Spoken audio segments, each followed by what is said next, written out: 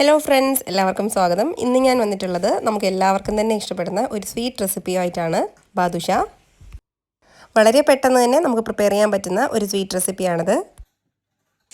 ആദ്യം നമുക്ക് ഇതിൻ്റെ ഇൻഗ്രീഡിയൻസ് എന്തൊക്കെയാണെന്ന് നോക്കാം. ഞാനിവിടെ 1.5 കപ്പ് മൈദാമാവ് എടുത്തിട്ടുണ്ട്. അതായത് ഓൾ പർപ്പസ് ഫ്ലോർ, ഒരു 1/4 കപ്പ് നെയ്യ്, 1/4 കപ്പ് തൈര് അല്ലെങ്കിൽ ഒരു 4 ടേബിൾ സ്പൂൺ തൈര്, ഇനി ഒരു 1/4 കപ്പ് പാല്.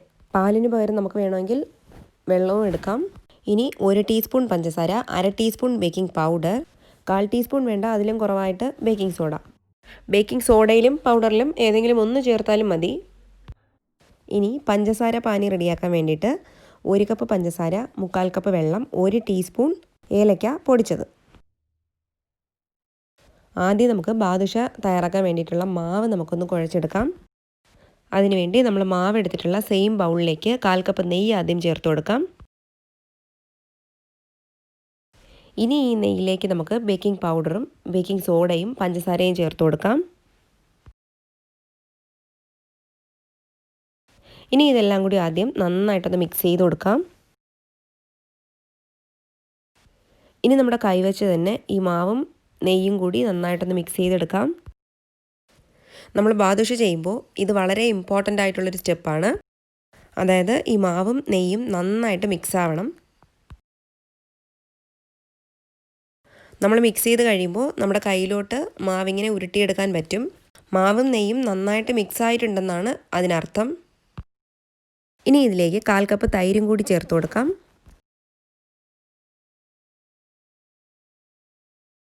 തൈര് ചേർത്തതിന് ശേഷം വീണ്ടും നമ്മുടെ കൈവച്ച് തന്നെ ഇതെല്ലാം കൂടി ഒന്ന് മിക്സ് ചെയ്തെടുക്കാം.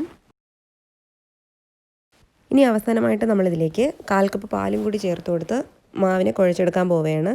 ആദ്യം നമ്മൾ നെയ്യ് ഒഴിച്ച് നന്നായിട്ടൊന്ന് മിക്സ് ചെയ്തതിന് ശേഷം മാത്രമാണ് നമ്മൾ തൈരും പാലും ഒക്കെ ഒഴിച്ചു കൊടുക്കേണ്ടത്.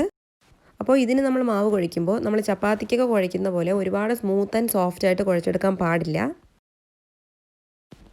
നമ്മളിങ്ങനെ കുഴച്ചെടുക്കുമ്പോൾ ആവശ്യമുണ്ടെങ്കിൽ മാത്രം നമുക്ക് വീണ്ടും 1 ടേബിൾ സ്പൂൺ പാലും കൂടി ചേർത്ത് കൊടുക്കാം. അപ്പോൾ നമ്മൾ ചപ്പാത്തിക്ക് കുഴയ്ക്കുന്ന പോലെ ഒരുപാട് ഫോഴ്സ് അപ്ലൈ ചെയ്ത് കുഴയ്ക്കാൻ പാടില്ല. ഇപ്പോൾ ഞാനിത് ഏകദേശം നന്നായിട്ട് തന്നെ ഉരുട്ടിയെടുത്തിട്ടുണ്ട്. ഈ മാവ് നമ്മൾ ഇളക്കി നോക്കുമ്പോൾ ഇതുപോലെ ആയിരിക്കണം അതിൻ്റെ ടെക്സ്ചർ. ഇനി നമ്മൾ കുഴച്ചെടുത്ത ഈ മാവ് ഈ ബൗളിലോട്ട് വെച്ച് ഒരു 15 മിനിറ്റ് നമുക്ക് റെസ്റ്റ് ചെയ്യാൻ വെക്കണം.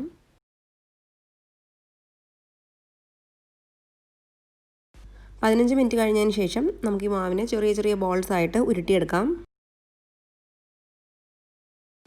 ഒരുപാട് സ്മൂത്തായിട്ട് ഉരുട്ടിയെടുക്കണ്ട, ചെറുതായിട്ടൊന്ന് ഉരുട്ടി പ്രസ് ചെയ്ത് പരത്തിയതിന് ശേഷം നടുവിൽ ചെറുതായിട്ടൊരു ഹോൾ ഇട്ട് കൊടുക്കാം.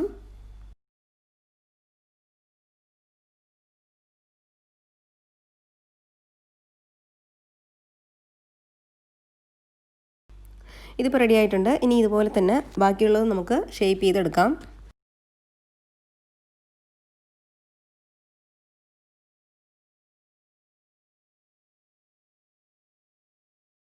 ഇപ്പോൾ ഞാനെല്ലാം ഷേപ്പ് ചെയ്ത് വെച്ചിട്ടുണ്ട്. 1.5 കപ്പ് മാവിൽ നിന്ന് നമുക്ക് ഏകദേശം ഒരു 10 മുതൽ 11 ബാദുഷ വരെ കിട്ടുന്നതായിരിക്കും.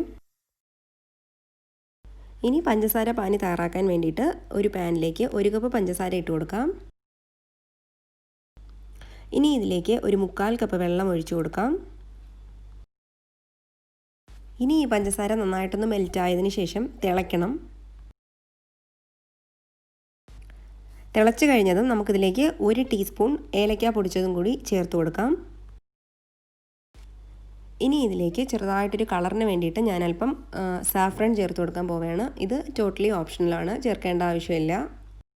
ഈ പഞ്ചസാര പാനി ഒരു നൂൽ പരുവം ആവുന്നവരെ നമ്മൾ വെയിറ്റ് ചെയ്യേണ്ട ആവശ്യമില്ല.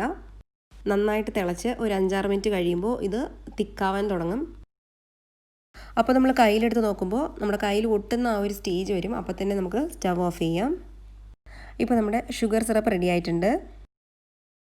ഇനി നമ്മൾ ഷേപ്പ് ചെയ്ത് വെച്ചിട്ടുള്ള ബോൾസൊക്കെ നന്നായിട്ടൊന്ന് ഫ്രൈ ചെയ്തെടുക്കണം. അതിനുവേണ്ടി ഒരു പാനിലേക്ക് ആവശ്യത്തിന് എണ്ണ ഒഴിച്ചു കൊടുക്കാം. ഇനി ഈ എണ്ണയൊന്ന് ചൂടായതും നമുക്ക് തീ ലോ ഫ്ലെയിമിലോട്ട് ഇടാം. അതിനുശേഷം ഓരോ ബോൾസായിട്ട് ഈ എണ്ണയിലേക്കിട്ട് 2 സൈഡും ഗോൾഡൻ ബ്രൗൺ ആവുന്ന വരെ നന്നായിട്ടൊന്ന് ഫ്രൈ ചെയ്തെടുക്കാം. തീ കുറച്ച് വെക്കണം, ഇല്ലെങ്കിൽ നമുക്ക് ഉള്ളിൽ വേവാതെ പുറത്ത് പെട്ടെന്ന് ഡാർക്കാവാൻ തുടങ്ങും. ഇനി ഇത് മറിച്ചിട്ട് വീണ്ടും ഫ്രൈ ചെയ്യാം. ഇതിപ്പോൾ നന്നായിട്ട് ഫ്രൈ ആയിട്ടുണ്ട്. നല്ലൊരു ഗോൾഡൻ ബ്രൗൺ കളറിൽ വന്നിട്ടുണ്ട്. ഇനി ഇത് കോരി മാറ്റാം.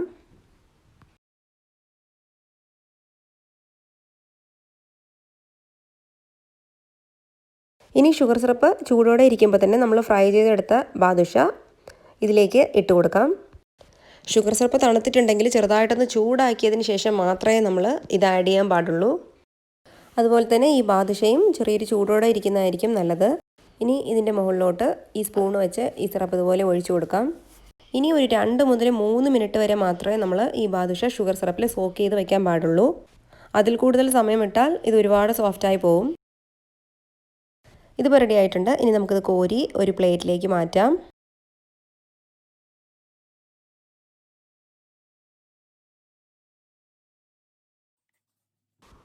ബാക്കിയുള്ള ബാദുഷയും ഇപ്പോൾ റെഡി ആയിട്ടുണ്ട്. ഇനി ഞാൻ ഇതിൻ്റെ മുകളിലോട്ട് കുറച്ച് നട്ട്സ് ഇട്ട് ഗാർണിഷ് ചെയ്ത് കൊടുക്കാൻ പോവുകയാണ്.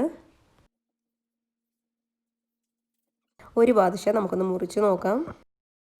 ഇതിൻ്റെ പുറത്ത് നല്ല ക്രിസ്പിയും ഉള്ളിൽ നല്ല സോഫ്റ്റുമാണ്. ഉള്ളിലെ ടെക്സ്ചർ കറക്റ്റായിട്ട് നല്ല ഫ്ലേക്കി ആയിട്ട് വന്നിട്ടുണ്ട്. നിങ്ങളെല്ലാവരും ഇത് തീർച്ചയായിട്ടും ട്രൈ ചെയ്ത് നോക്കണം. അപ്പോൾ നിങ്ങൾക്ക് എല്ലാവർക്കും ഈ വീഡിയോ ഇഷ്ടപ്പെട്ടെന്ന് വിശ്വസിക്കുന്നു. ഇഷ്ടപ്പെട്ടെങ്കിൽ പ്ലീസ് ലൈക്ക് ചെയ്യുക, ഷെയർ ചെയ്യുക, സബ്സ്ക്രൈബ് ചെയ്യുക. കൂടെ തന്നെ തൊട്ടടുത്തുള്ള ബെല്ലൈക്കണും ക്ലിക്ക് ചെയ്യുക. Thank you. മറ്റൊരു അടിപൊളി വീഡിയോ ആയിട്ട് വീണ്ടും കാണുന്നത് വരെ ടാറ്റാ, ബൈ ബൈ.